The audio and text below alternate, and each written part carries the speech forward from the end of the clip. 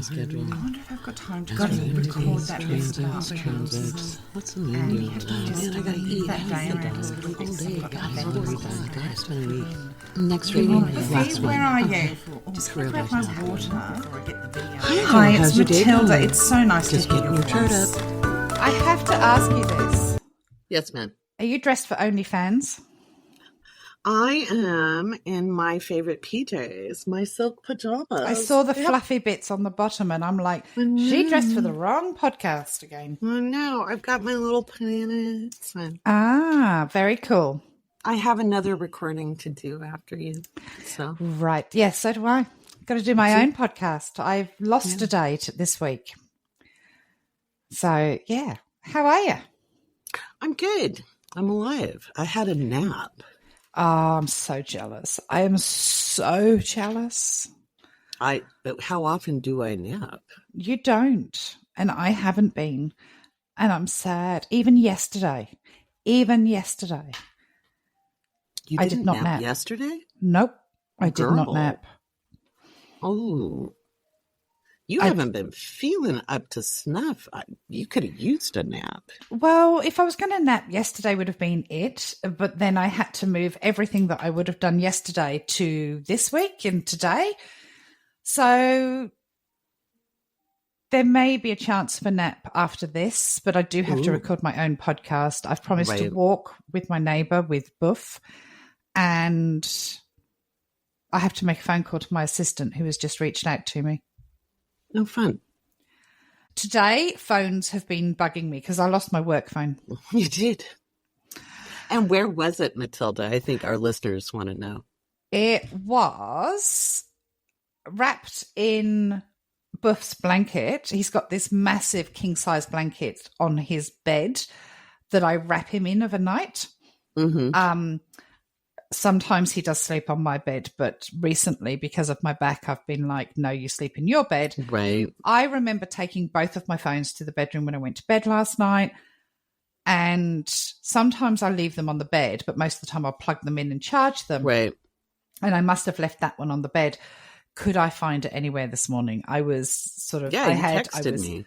under the bed. I was pulling the mattress out and the 795 pillows that I have on my bed. And I went into my chat on my Patreon.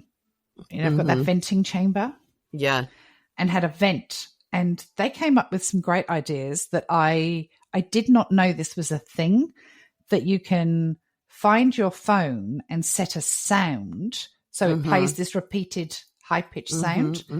Because when you're ringing it and it's on airplane mode, Right. And I set it, and because I move Buff's bed beside my desk when I'm working, this high-pitched sound starts sounding. So I found it. But yeah, I had everything out, and I am not in a position to be crawling around on my hands and knees at the moment. Not. That when you were texting me that, I was like, what the hell is she doing? Well, there's no one else here going to find it, is there? Yeah, I know. You should see me when I occasionally, in my sleep, lash out with my arms. Don't ask me why. I don't know. But, you fling an arm, and occasionally it will knock my glasses off the bedside table. Oh, no. Disaster. Because I can't see without my glasses. Right. Now, when my kids were little, that was their job. Find mom's glasses. Kids, can you come find mommy's glasses?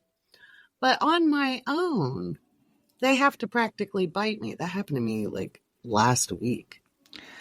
And I had to go find my sunglasses that are prescription. To find your glasses. And it's not enough light. I've got my phone light on, everything in a fully lit room because, they're dark sunglasses trying to fight. I'm like, oh, they're there. Right. Yeah. I came across an app recently, which is to be your eyes or your eyes, where you press a button and somebody is on the end of a phone with a camera and you hold it to what you're looking for and they will explain it to you. Oh, interesting. Yeah. It's it's a good one. Like, especially if you do have that impaired vision, if you're ever stuck, you can press the button and someone's got a camera. I may have to. I meant to send you the link. Yeah, because again, it's when the glasses are on, I'm pretty okay. It's when they're not on the face, and I see nothing. Yeah, no, that's always super exciting. I'm really lucky that I do have good vision in my good eye. When I have lost vision in that eye, I've been completely fucked. Yeah, to say politely. I don't move much in my sleep, but I often, like, I'll put my arm out just to find my drink. It's easy to find. Right. And I've knocked it over several times. Oh, I'm sure. That's why I don't keep things in except my glasses and the phone on my bedside table, because it can go everywhere. So, so you know how you had hair dye go in your eye? So about 2 years ago, and it actually ended up being to my benefit, but I do only, I'm low vision in both eyes, can't see out of the one. It's pretty much gone now. The right eye can be corrected to 20/20 on a good day, usually to 20/25, but corrected. It's 2800 without, any correction. So it's like she legally blind. But one day, because I had taken out my contact lenses, and I was going to wet my eye. Oh yeah. What did you put in your eye? So I never have anything except wetting solution usually, but I had bought some earwax softener. Oh, yuck. And as the viscous peroxide liquid, because that's what it is, started to come out, before I could stop, it hit my eyeball. Luckily, I was right over the sink. I swear to God, it cleaned any protein on my cornea right off. Oh my good God, that would have stung like hell. Oh, burned like a bitch. But I flushed it and I didn't lose any vision. So, but there is no more of that in my household. And it's so easy to do. I've told you the story about when I put the wrong cream on my private parts. Yes, indeed. Yeah, not going to do that again. No, there's certain things that we only do once. Yeah, I learned I could run very, very fast. I bet you can. Very, very fast. You'd have to excuse the sneezing and the snoring because somebody is at my feet. Oh, that's okay. I'm sure the Mutleys will make an appearance here too. So yeah, probably. All dog sounds are forgiven. So hey, you've got a couple of health things going. Yeah, I'm falling apart. I was sitting in bed yesterday feeling very sorry for myself, going, I hate my life. It lasted a couple of minutes, but I got over it. Well, it was deserved. We're allowed pity parties. We just have to get back up out of them. Yeah. But I found it really interesting because one of my students in my intermediate class is a lady of a certain age and brought up that she wasn't feeling well because she had trigeminal neuralgia, which I only knew about because you have trigeminal neuralgia. Yeah, it's not fun. I've had it for close to 20 years. I have been diagnosed with it for about 4 years.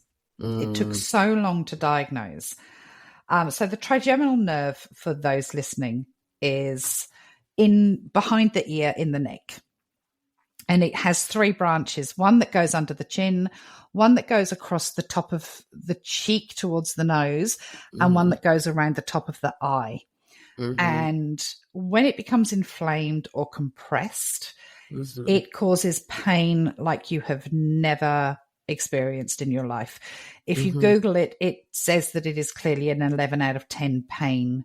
And I have had a natural birth with a 10-pounder. I've had gallstones and I've had kidney stones. So all of those are high pain things. And there is, I mean, you can have surgery to correct it. I'm currently, so about 4 years ago, it got so bad.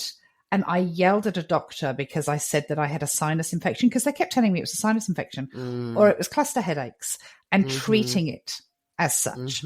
So goodness knows how many antibiotics I've had over the years. Right, that you didn't need. And this doctor, it was on over the phone because it was COVID, and he said, I need you to go for a CT scan because obviously you're in pain.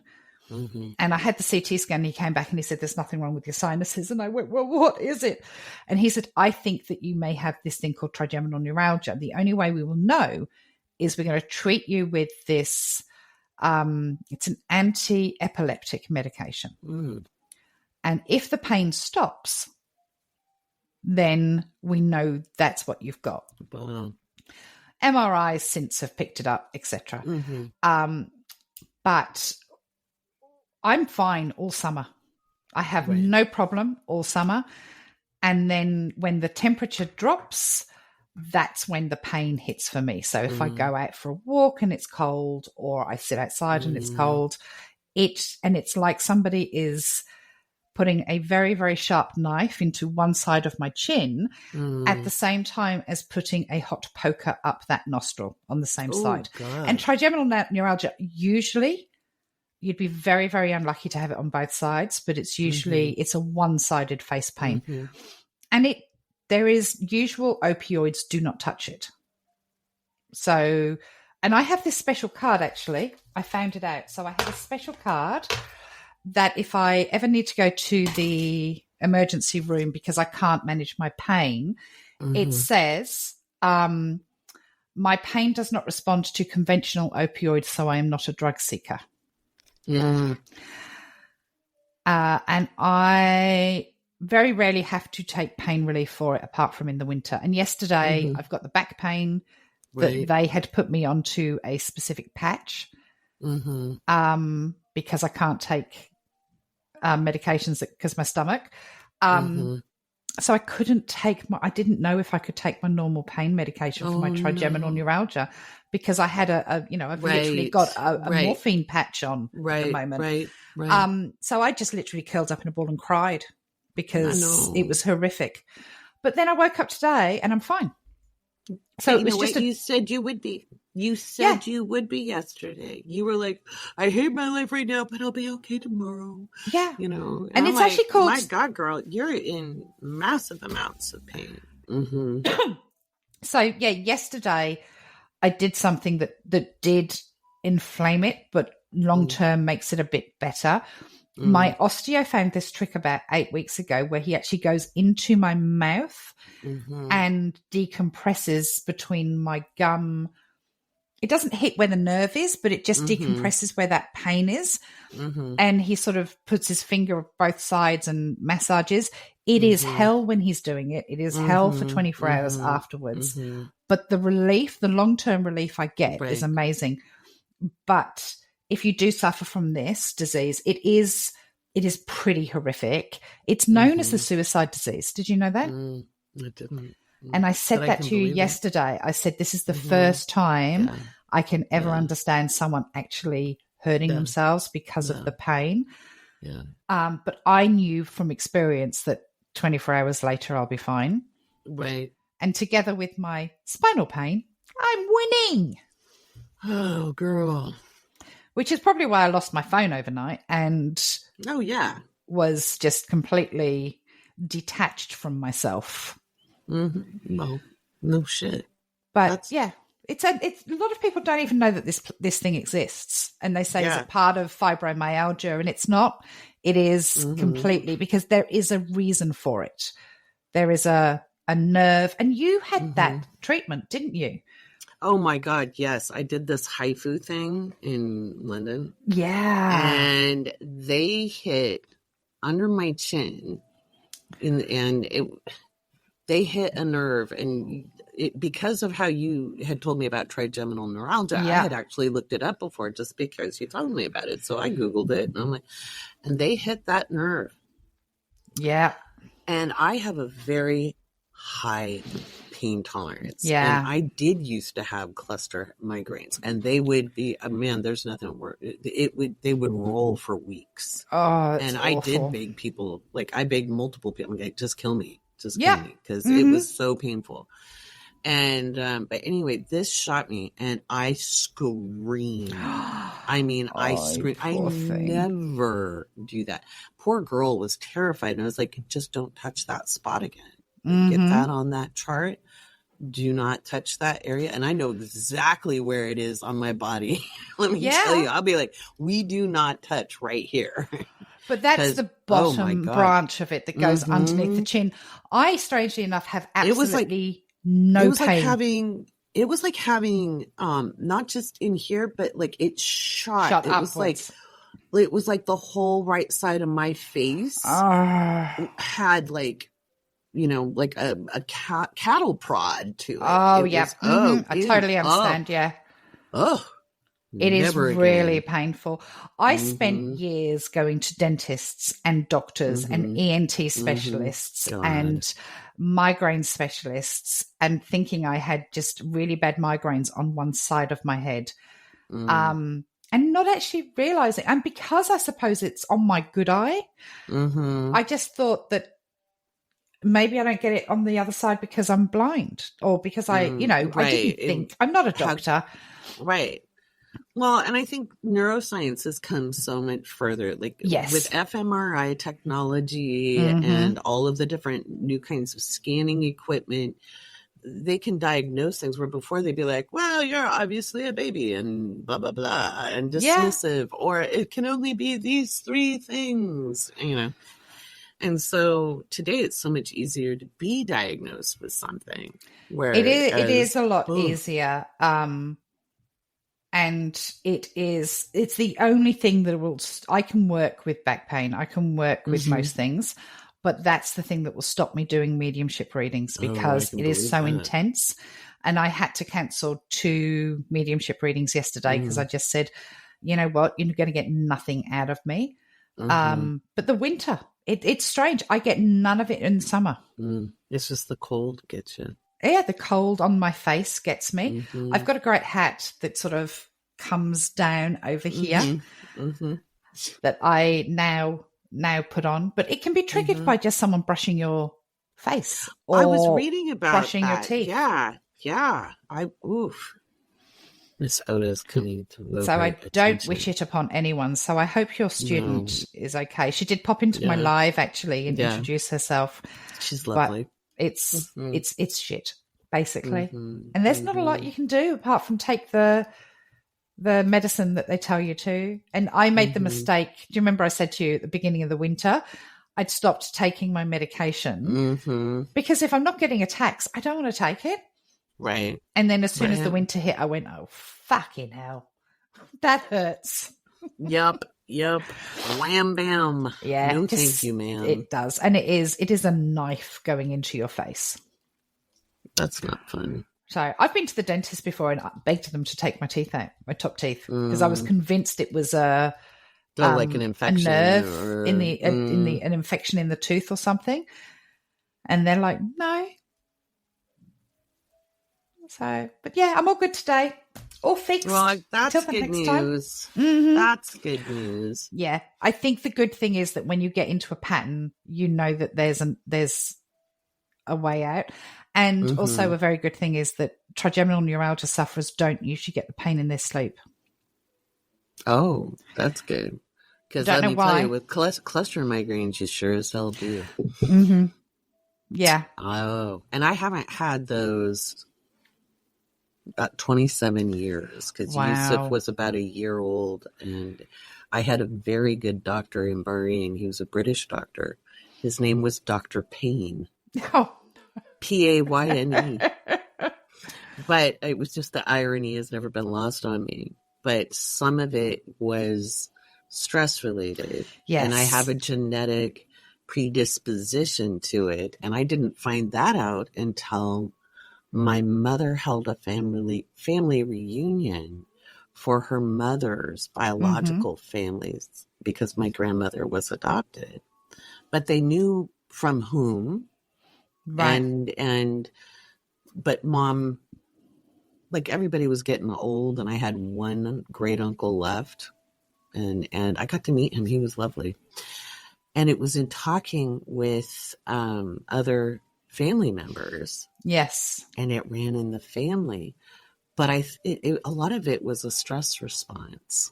Oh. And that doctor had a pretty good, he was older too, but he was pretty clued in. And he gave me a really good prescription that was not harmful to the body, as in, like, it wasn't about the meds. It was, in fact, he didn't want me on migraine medication. He sent me, he goes, you get a massage a week and you make sure it's more than half an hour. And in Bahrain, you could do that. And in America, it was very expensive to do these things, but in Bahrain, it was affordable. And he had me take a certain dosage of like Panadol to interrupt the pain signal. And it was a little more than you'd normally take, but it was it was a short course. It was basically just stop the signal. And it took about 2 years. But when I started to notice the trigger, which was in my left shoulder, and when I could feel that, it was a nerve would heat up. And if I could catch it there and run and like drop everything, get a massage. And then I learned relaxation techniques and just was very mindful, because I was like, I don't ever want to do this again. No, so I'll still feel the trigger, but I know what to do, you know. And I don't know about you, but I absolutely detest medication. I hate anything that affects my cognizance. If I have to take anything that will knock me out, I really don't like it. Well, and like migraine medication at that time in the 90s impacted your cardiovascular system. Oh, goodness. Yeah. So it was kind of like it was very dicey. Some of those things they'd want to give you. And so he was like, why don't we try this and see how that goes? But he did kick the nurses out of the room because there is no doctor-patient confidentiality there. And really? And given the family I was married into, people wanted tea, right? Yeah, And he said, he looked at me, and I was so young, and he's like, what on earth is going on in your... Right. And I told him my story, and I had never told anyone the whole thing. And I was just in tears, I was just wrecked. And he said the most kind words anyone had ever said. And he said, my dear, how can you not suffer with such pain when you have the weight of the world on your shoulders? You need to release your burden. Oh, what a beautiful, because that was after my daughter and before my son. So I was like 24. Yeah. Which is young. We don't realize how young it is at the time when we're going through it. No. I'd graduated college, worked all over the world, been to 23 countries. I was a mature woman of the world, don't you know? And what he saw, because he was about 70, so what did he see? He saw a young girl away from home. Was very, very traumatized. Yeah. And he, wasn't his first story that he'd heard, I'm sure. But, when you're young, you think you're the only person who's ever been through those things. You think I had a friend who was part of a 12-step program, and they introduced me to the idea of terminal uniqueness. And that phrase has stayed with me. I love that. Terminal uniqueness. I am the only one. Yeah. Who has ever suffered so. And you are, to your perception. To your personal story, but not. But yeah. Change the subject, though. Yes, ma'am. Talk about uniqueness. There's some unique characters on the internet at the moment, isn't there? Pulling apart the Princess of Wales and saying that she's a clone. Oh, my goodness.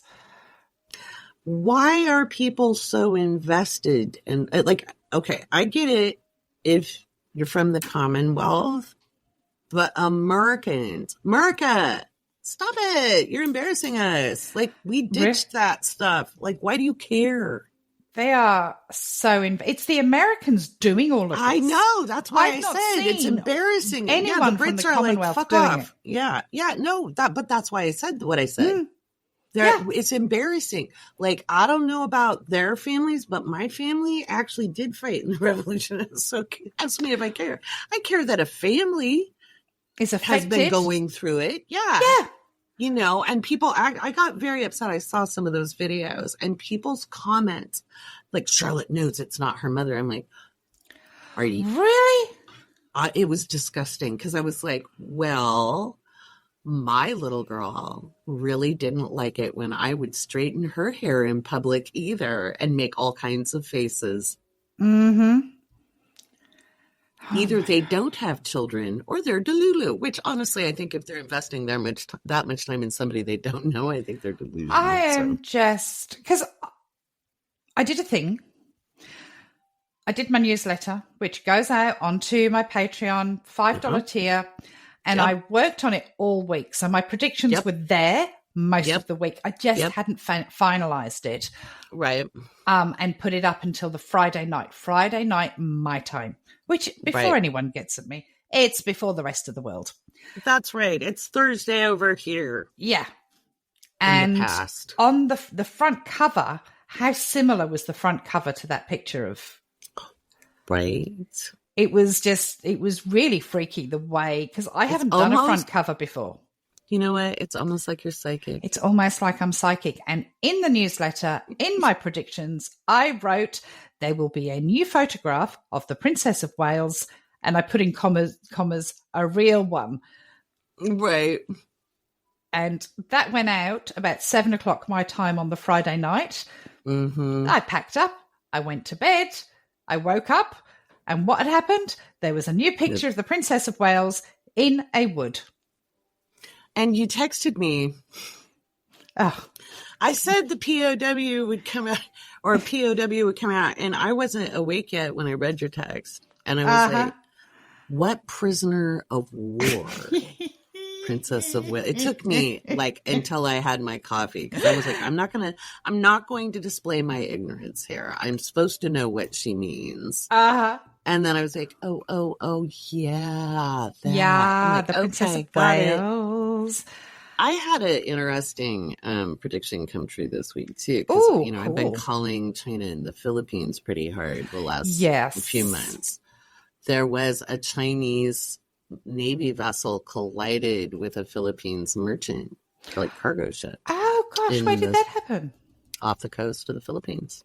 Wow. Well done. Yeah, that's almost like we know what we're doing. It's almost like we know what we do. That meme that I sent you that we've both put on our social media is fucking hilarious. It is fucking amazing. I needed that yesterday when you sent that to me, because I was in a mood. Yeah. And when you sent that, I laughed so hard. The fucking animal. That was just the two of. That's what it was like when we sat down to do our last event. Yeah. It's just doom, doom, doom, doom. The energy. Doom. I know. And I've got it. Yeah. We're still working on the videos of that to send, like, to show what we've done. Mm-hmm. But we do have a new event coming up on the 3rd of August. 3rd of August. 3rd of August. Will cover September, October, November. Or to the end of December. I would say let's get to the end of the year, just because. Yeah, let's take deep breaths. Yeah.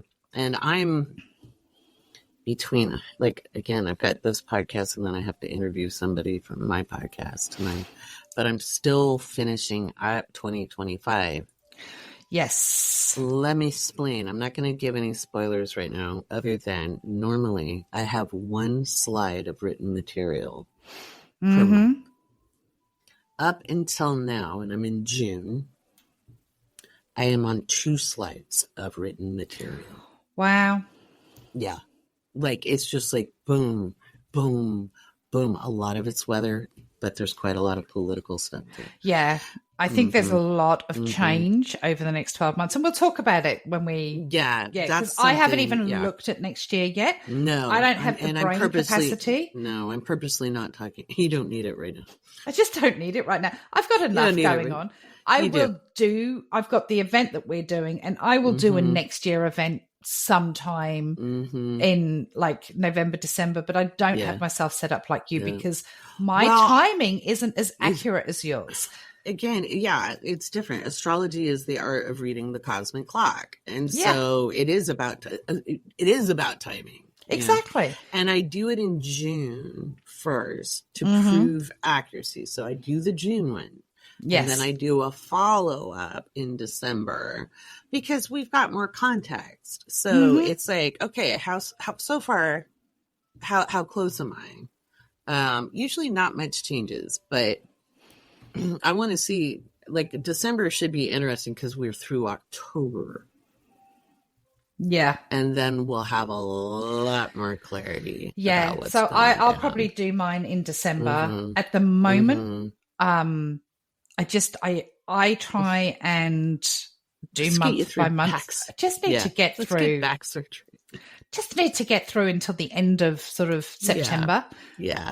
And things will be a little bit easier. But it is, and whilst we're on that topic, I've had a few people, and I think that you're the same, saying because we've given a few warnings. There's some big events happening, especially around October. We've also both said way before the weathermen said that the hurricane season would be enormous. Over a year ago. And we are concerned about the east coast of the country. But I've had a number of people that aren't even in the east coast who are concerned. They can't afford to prep. They can't afford to move. They can't afford. It's A, it's not that hard, and B, don't panic is what I want to say, because especially if you're in the west of the country. Have a white towel and don't panic. Hitchhiker's Guide to the Galaxy, my friends. But I'm going to say there's different events happening throughout the United States. Just an FYI. Yes. There are things happening throughout Europe and the British Isles, because I always love it when the British Isles say, what about us? I'm like, you're part of the European continent, okay? Oh gosh, I've just reposted one of those videos where somebody said, I cannot believe the amount of people in England that believe that because they left the EU that they are no longer part of Europe. I know.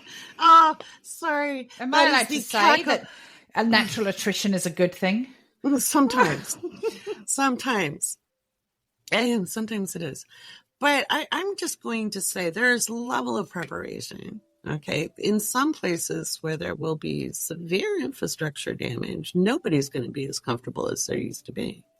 For a little while. It takes time to build things back up. Second of all, you prepare the best you can as per your means. So not everybody's going to have solar panels. Not everybody's going to need them.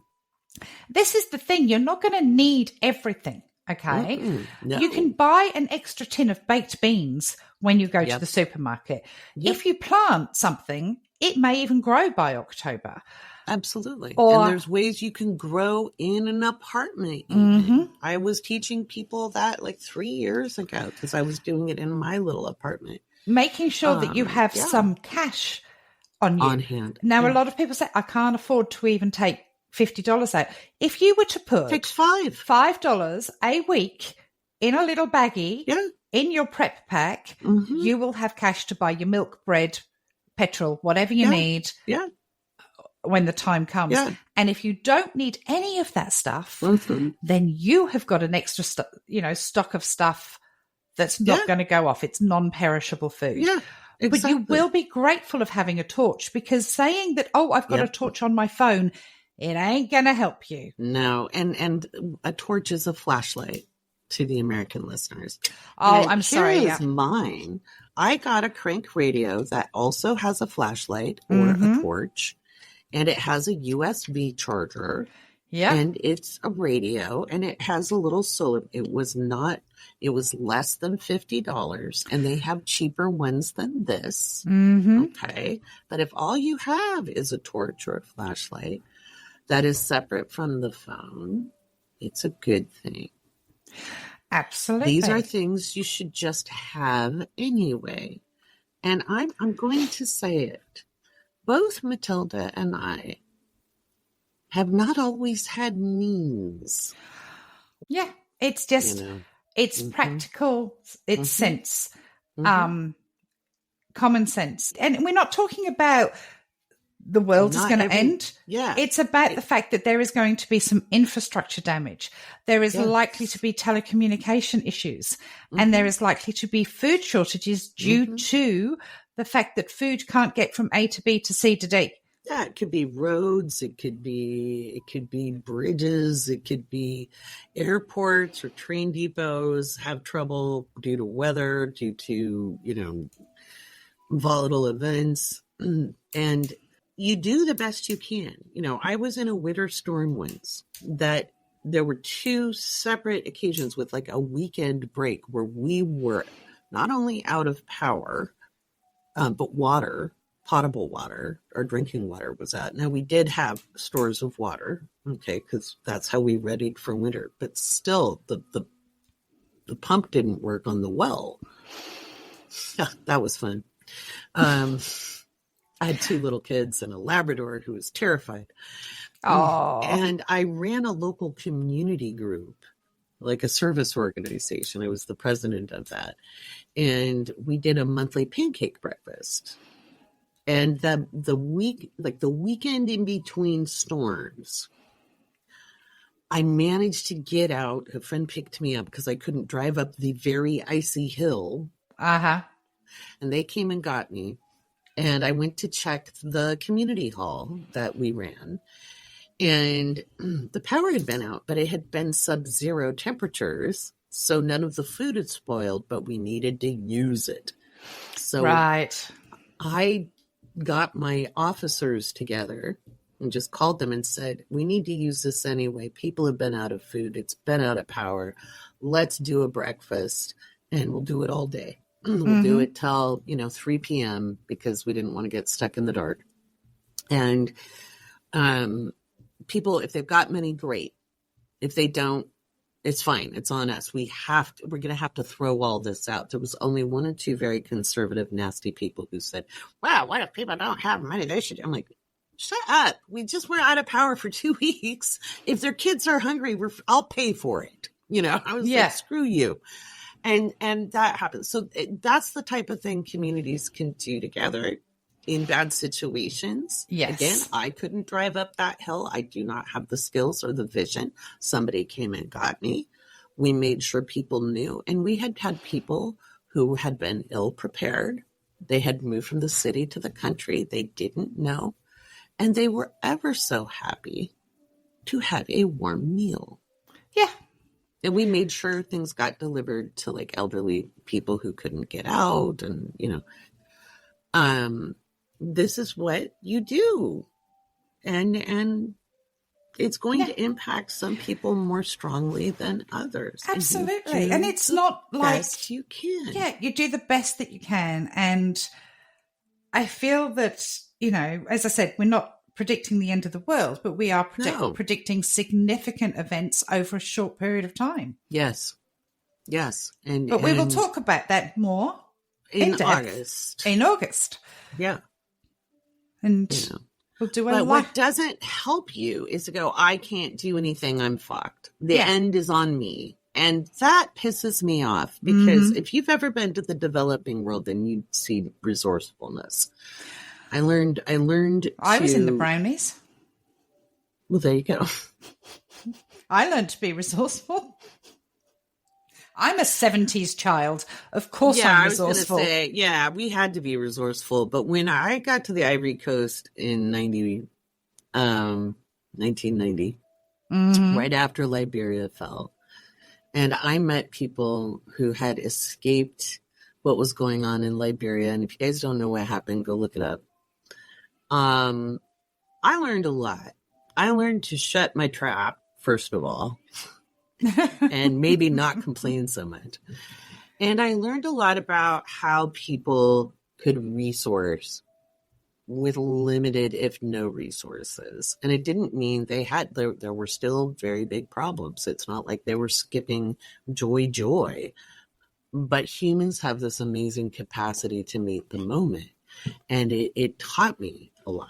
I actually think that part of this, and there's part of a lesson in it, is that people have become incredibly entitled to, or is it instant gratification?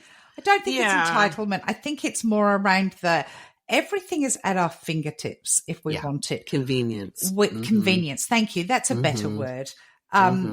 Because you know what? We didn't have Uber Eats when we were growing up. By God, I love it. I love Uber Eats. It's amazing. And the fact that I can just about order anything I want to be delivered to myself,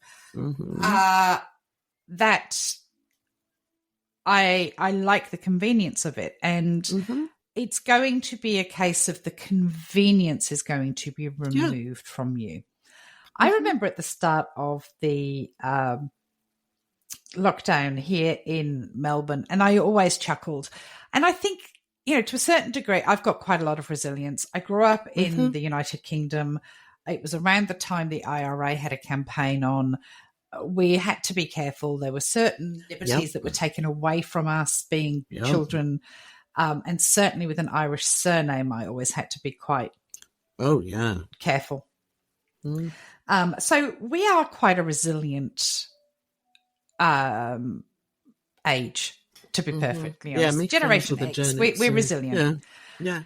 And not everything was plastic. That didn't really start till the 90s. We didn't have mobile phones. No, I traveled all over the world without one. Yeah. But we are resilient. So at the start of the pandemic, when we had the lockdown in Melbourne, and I started to read some of the Facebook posts that people were making, and I'm talking about the groups, not necessarily my friends. Right. Oh, my goodness. My son will only eat X brand of pasta, and I can't get it at my local supermarket. What do I do? I do my grocery shopping. Yeah, I do my grocery shopping at Costco because we had a 5 kilometer limit of travel.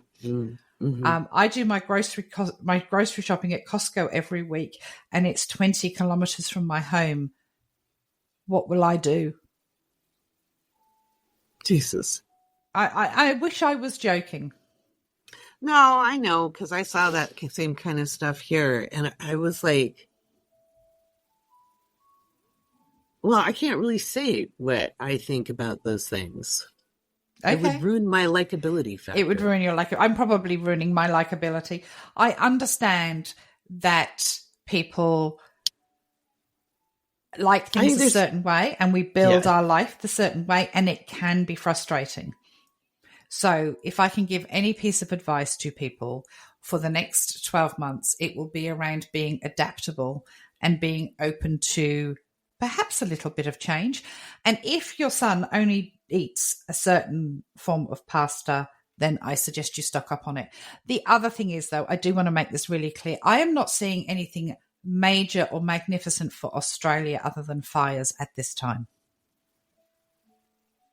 There's some stuff. But I'm just saying at this time, I am being shown. I don't think that we are going to be as impacted as other places.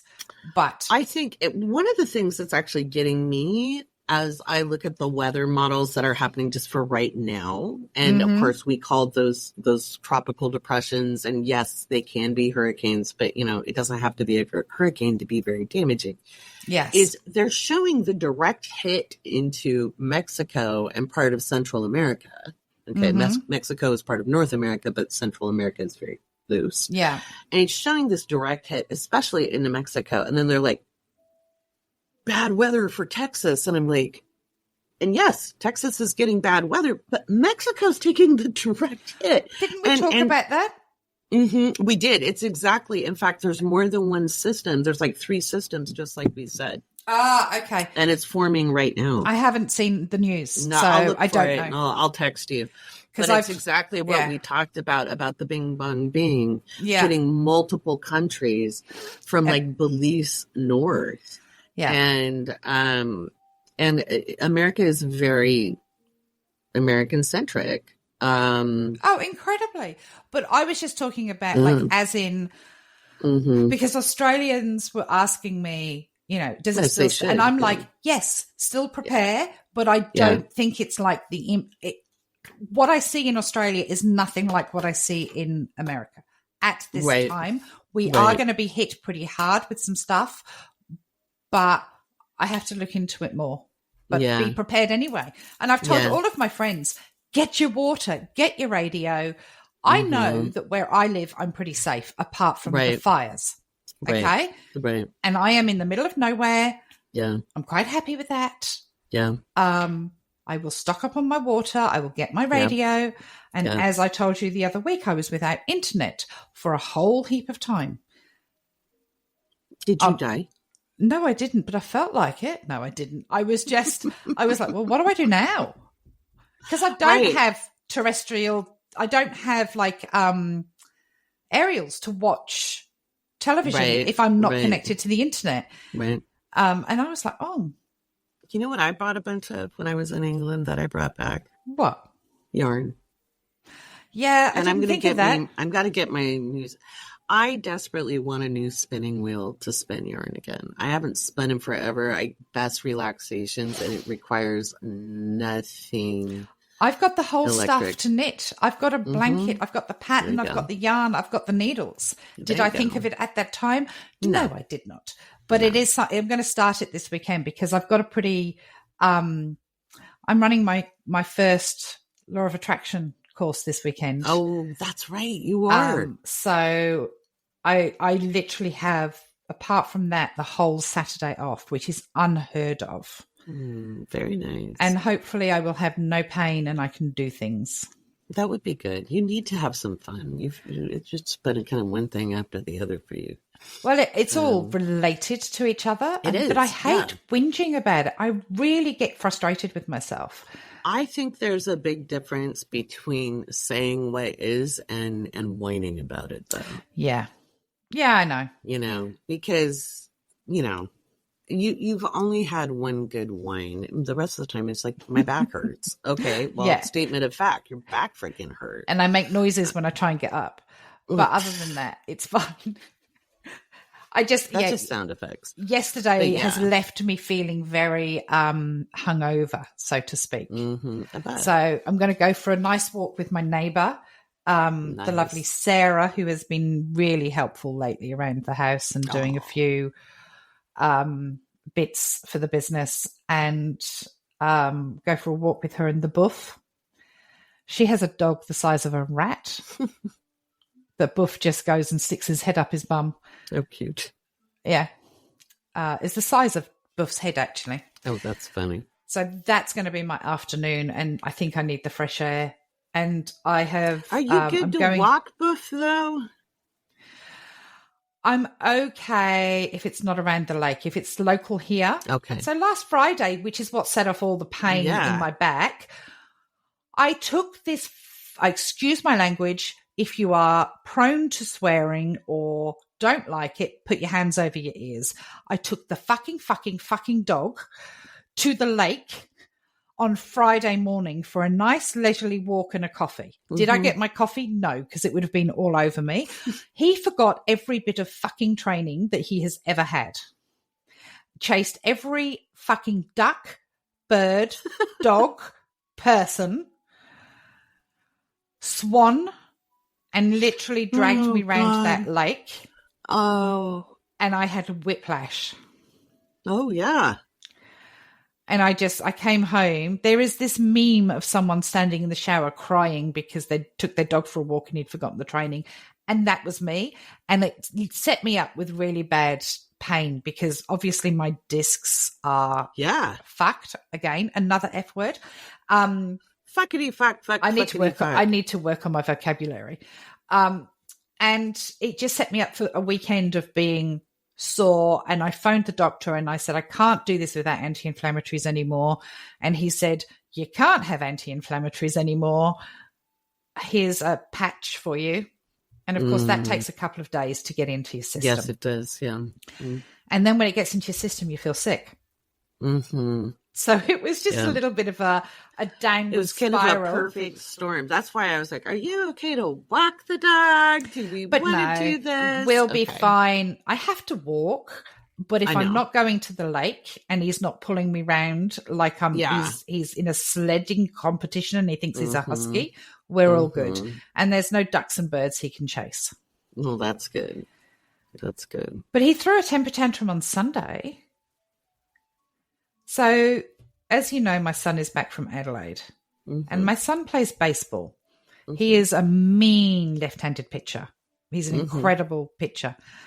And took Buff to watch the baseball. And he did not want to leave. That's funny. He literally dug his heels in because Charlie was still out pitching. Well, or not pitching, he was fielding at the time. And it's like, that's my boy. That's my boy. I'm not leaving him.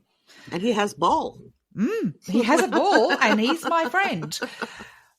But that was quite interesting. But I used to take him to the dog park and he used to do the same thing. And how I used to get him to behave, you know, Baby Bell cheeses? Oh, yeah. Yeah, I used to hold one up in the air. He would come to me from wherever he was in this park and sit at great speed. It was like a cartoon. It was at great speed. He would run towards me and sit with his head just looking at this Baby Bell cheese. Oh, that's hilarious. And that's how I used to get him to get into the car after we'd been at the dog park. It's whatever it takes. Man, we had the St. Bernard Bartholomew. Oh, yes, this is so cute. Bum rushed me. So Billy and I, my daughter's beloved and I were going to go do errands. And we were just going to pop out real quick and come back. Right? Uh-huh. And I opened my door, and next thing I know, I feel this muzzle trying to fit between my butt cheeks. And I'm like, whoa, fella. And I turned my body. He bum rushes me to the front seat. That's almost 200 pounds of dog. Yep. And like, his head is just, he's a behemoth. But he's so gorgeous. And, he is. He's a beautiful baby. And we're laughing. Billy can't stop him. I can't stop him. So luckily we already had the seats down because he'd been for rides. Uh-huh. Careful and quiet because there's other dogs around. But he'd been in the CAR. Mm-hmm. So we had to go take him for treats at that point. He got his pup cup. So it's just so cute. Pup cups, like, Buff will just hang out the window for his pup cup. We asked for a large one, right? Because they give little ones, right? And as the gal, we said, no, we really need a large one. He's a big dog. She goes, oh, crap. He is big. Because he's like, oh, I love you. He's the sweetest baby. He really is. So He's cute. super sweet. But yeah. I love dogs. They are just the best. They are. They're loving and cuddly. They are. Buff isn't cuddly. I'd like to point this out because every time, like when I took time off, when I was sick or with my back, people go, oh, I hope Buff's being the doctor and looking after you. That dog would no more cuddle me than he would walk through fire. Oh, I am just the human that feeds him, pays the bills, walks him. There you go. I do not exist. I have a son. Except in service. Yeah, except in service. If I want a cuddle from him, he is such a punisher. If you do not do what he wants when he wants it. But there's two people that exist in his world, and that is Charlie, my son, and Charlie's girlfriend, Lily, who probably is above the pecking order to Charlie. But they are the two that exist. Oh, well. Yeah, and now that Charlie's home, you're chopped liver. Yeah. I'm chopped liver. I used to have a basset hound. I used to have several basset hounds, actually. The first one I got was called Dinsdale. And you know the meaning of that name. Dinsdale. And I always wanted this basset hound called Dinsdale since I read a book about a basset hound called Dinsdale like 20 years before I got him. And my children were at kindergarten, which was walking distance from my home, about a 10-minute walk past the shops and stuff. And I used to walk him up with the kids to kindergarten. He would not leave that kindergarten. He used to throw himself on the ground. It's called flat basset. Do you know how heavy basset hounds are? He's probably the cause of my back. Probably. They get to, he was about 40 kilos. Oh, wow. Yeah. So, yeah, I am just the caretaker of the dogs.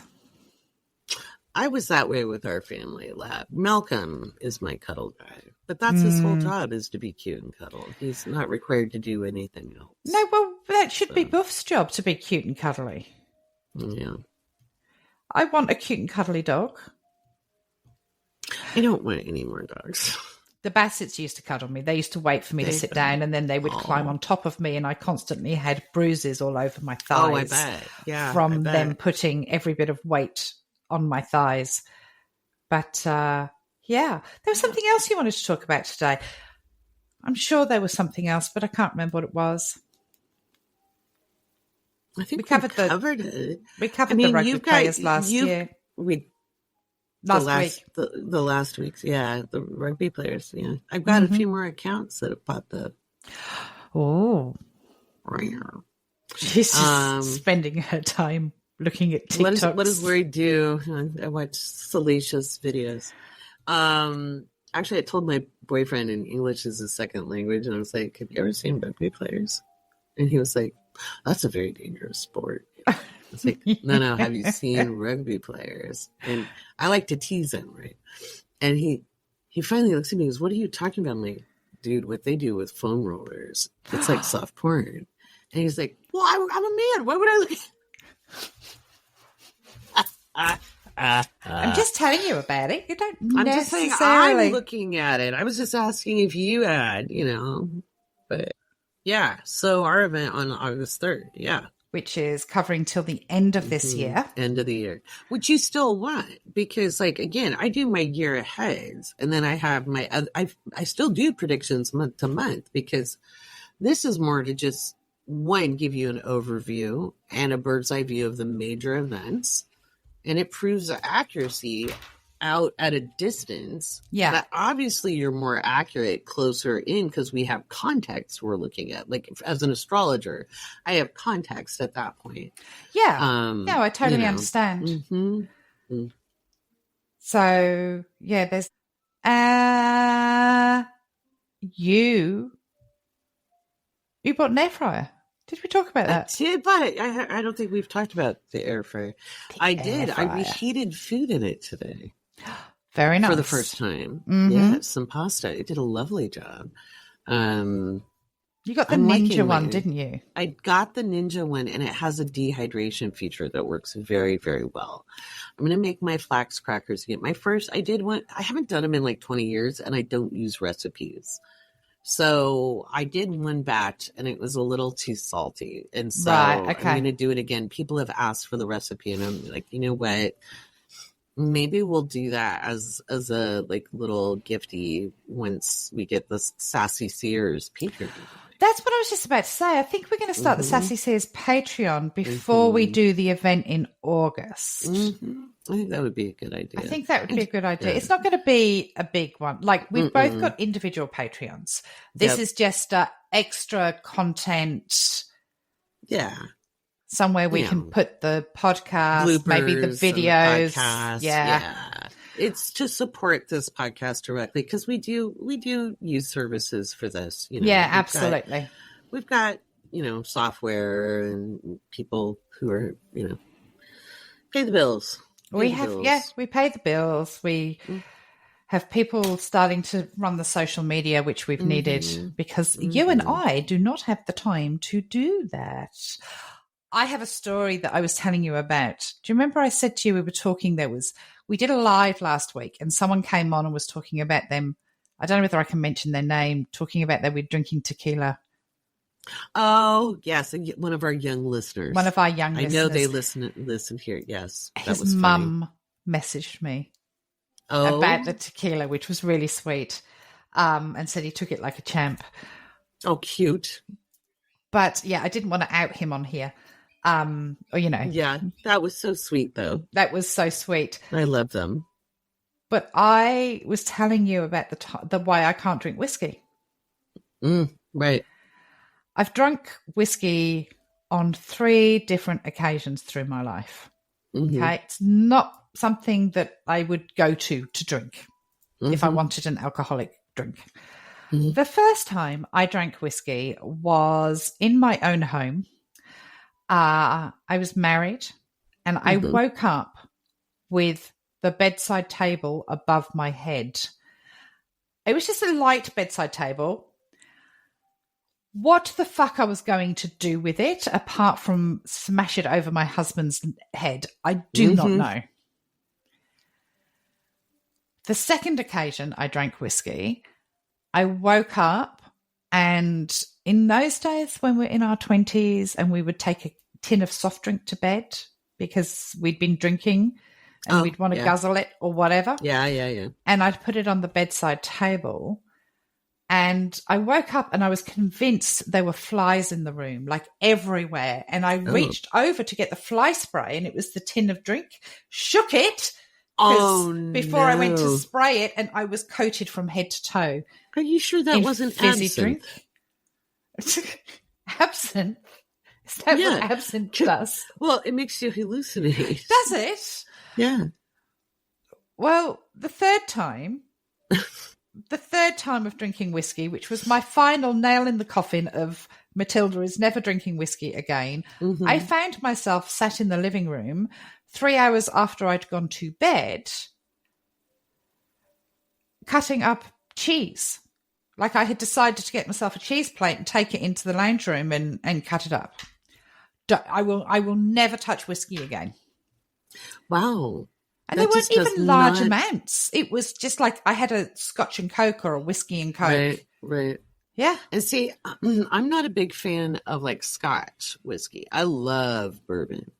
Right. Like bourbon is my go-to. Can't drink gin.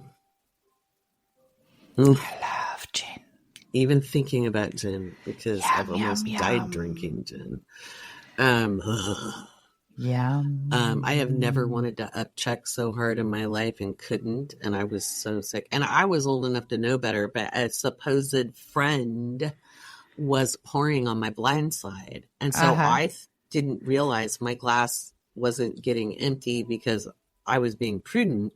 The fact that you can taste it, doesn't that have a ding dong ding? It was in juice. We had it in pomegranate juice. And so I was sipping it.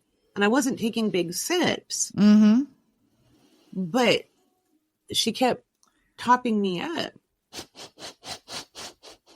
Oh my God. It was really a good thing my daughter could drive.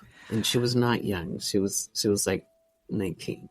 Right. So, but I was like, and I'm apologizing. I'm like, oh my God, I'm so sorry. You shouldn't see her. Because she was a teetotaler when she was growing up. So she'd never seen me zooted. And I was so sick the next day. And she was like, that was really dumb, Mom. And I'm like, well, I will never trust that person again. You're right. Remember when I told you can't always trust your friends? Well, I just showed you by example. Oh God, I wanted to die. The only alcoholic drink I will never drink again, apart from the whiskey, is tequila. Oh yeah. I can have it in a margarita. I love margaritas. The problem is I drink them like lolly water. Yeah. And you can drink a margarita in one swig. Really? I've got a big gob. Yeah. Well, no, you can. But virgin margaritas are just as good. You don't have to have alcoholic ones. You can just do the mix and the... But the true story about a margarita. So I like my margaritas on the rocks. Okay. Because actual margaritas originally were on the rocks, not a frozen drink. And for my 40th birthday, all I wanted was a surprise party. Okay. And I had done surprise parties for everybody else and special occasion parties. My Libra moon is the hostess with the mostest. So for about 10 years, I said, that's what I wanted. Yes. And okay. of course, it didn't happen. So these people scrambled. The people who were supposed to be organizing, it was a big life lesson. Okay. They took me to an actual saloon. Yeah. Okay. Like a tavern. Mm-hmm. Like not somewhere called a tavern or a pub that's actually family friendly, blah, blah, blah. No. A real dive. Dive, an actual saloon and a dive. And we go in, which was fine, but this was my 40th birthday. Yeah. But right? if you want to do something, nice, you wanted it to be nice. Right? Yeah. Yeah. So it just showed where everybody was at, right? Mm-hmm. I talked to none of them anymore. But anyway, we go in, and one of those people was actually a relative of mine. I think I remember you telling me, yeah. Yes, right. And I'm giving her a look. I haven't had anything to drink yet. And I'm just giving her really? This is where we're going with this, But I'm just looking at her. I'm not saying a word. Because they've accused me of being spoiled. Oh, okay. Mm-hmm. Yeah. So I'm already a little annoyed. And again, teetotaler. Mm-hmm.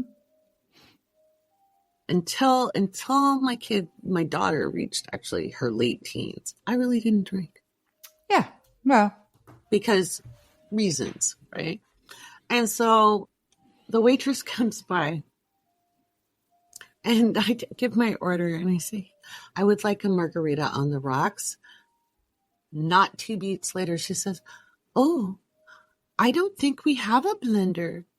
And I said, that's okay, honey. Why don't you ask the bartender? And if that's a problem, I'll order something else. And I just turned to my head and my cousin was like, oh no. It just kept cascading. Yeah. And it was served in a dirty glass too. Oh. But the bartender gave me a double shot. And from there we went. Good. Yeah. Good. Well, yeah. So, you deserved a double shot. I did deserve it. I deserved a lot. And I did not get sick that night, but boy, did I get a little ornery. Wow.